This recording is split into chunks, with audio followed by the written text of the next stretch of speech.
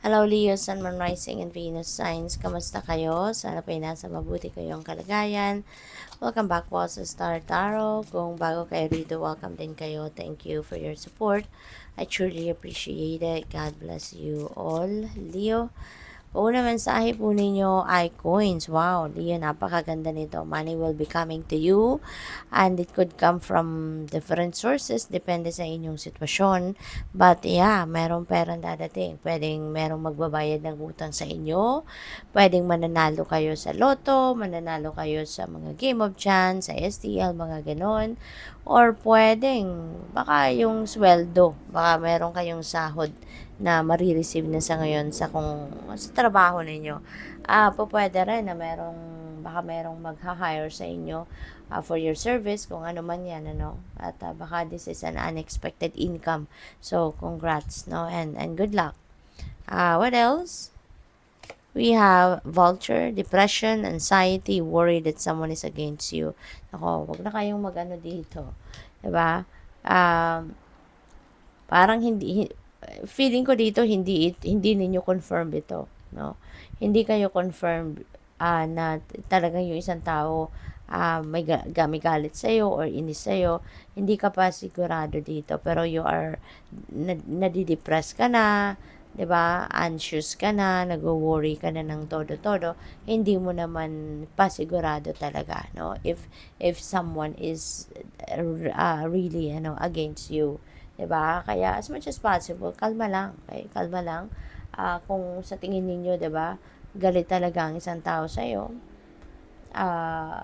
well, ipag-isipan ninyo kung paano ninyo maayos, 'di ba?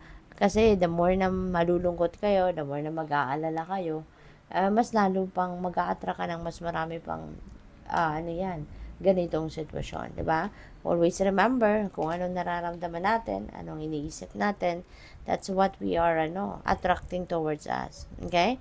Kaya tignan niyo mabuti, wag kayong maniniwala sa mga sabi-sabi ng ibang tao. Okay?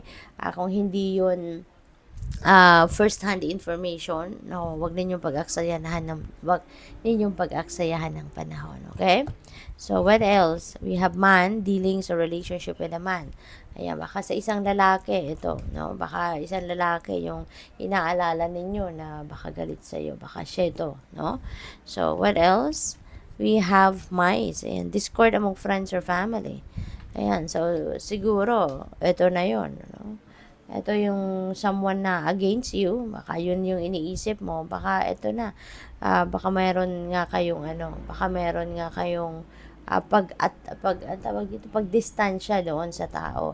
So, what if hindi naman talaga galit siya, tapos dumistansya ka na sa kanya, 'di ba? Iniwasan mo na siya, yung ganon, or may mga sinabi ka may mga nakwento ka na sa ibang tao, 'di ba? So, tignan muna ninyong mabuti, okay? Before you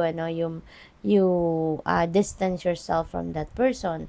Kung baka hindi naman talaga siya galit sa iyo, 'di ba? Baka hindi naman talaga siya hindi ka naman niya sinisiraan. Yung mga ganun ba? Kaya, anuhin muna ninyo, tignan muna ninyo, examinin muna ninyo mabuti ang inyong sitwasyon. And, pwede rin naman, no, na for some of you, baka this could be a different scenario.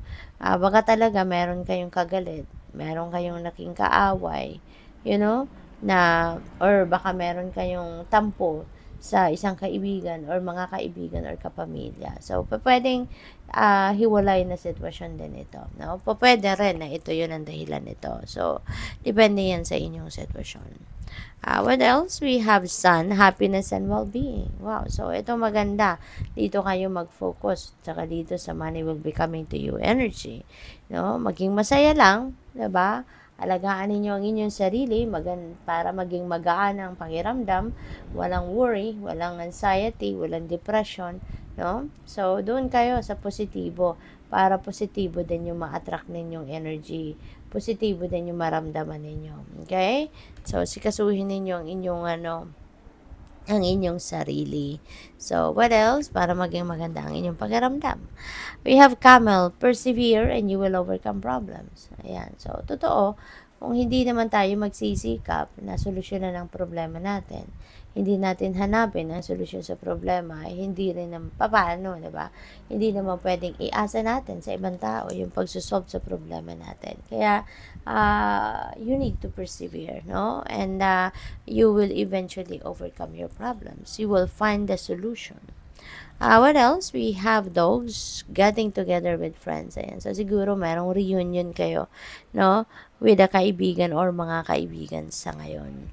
What else? We have heart, love, deep affection, and caring. Ayan. So, siguro you're going to be more loving sa ngayon. You're going to show off your deep affection and pag-care ninyo sa inyong mga mahal sa buhay. Or pwede rin naman na this time kayo din naman na makakaramdam nito. Baka kayo din ang kayo makakaramdam nito or kayo naman yung pagbibigyan, 'di ba? Ng pagkakataon ng mga mahal ninyo sa buhay na ikaw naman yung makaramdam, maka-experience, no? Ng kanilang pagmamahal at pag-aalaga at pag-aaruga. So, what else? We have dog far away. A distant friend is thinking of you. Ayan, so meron kayong malayong kaibigan, ano?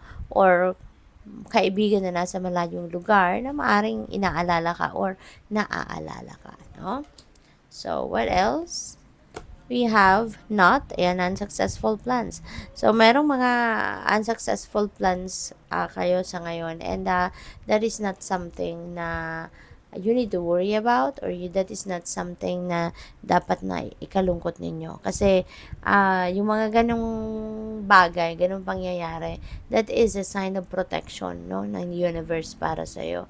Kasi the divine universe is not going to allow you na mapunta ka sa isang sitwasyon na hindi para sa'yo, hindi niya hahayaan na mapunta ka sa sitwasyon na ikakasama mo, na eventually, 'di ba, pwedeng ikasama mo or eventually pwedeng ikapahamak mo yung mga ganon. Kaya may mga kasi hindi lahat ng plano natin para sa buhay natin or hindi lahat ng gusto natin na mangyari sa buhay natin that is best for us. 'Di ba? Kaya babantayan tayo ng divine universe. Na universe is not going to allow us, no, to be in a situation that is not best for us. Kaya yung mga unsuccessful plans na to, ibig sabihin hindi ito para sa'yo. Hindi ito nararapat, hindi ito makakabuti, at hindi ito yung best para sa'yo. Okay? Kaya wag kang malungkot. The divine universe has a plan for each and every one of us. At kung ano ang plano niya para sa atin, yun ang best para sa atin. Okay? So, tingnan natin kung ano pa. We have ear. Yan, good news. Mayroong magandang balitang paparating.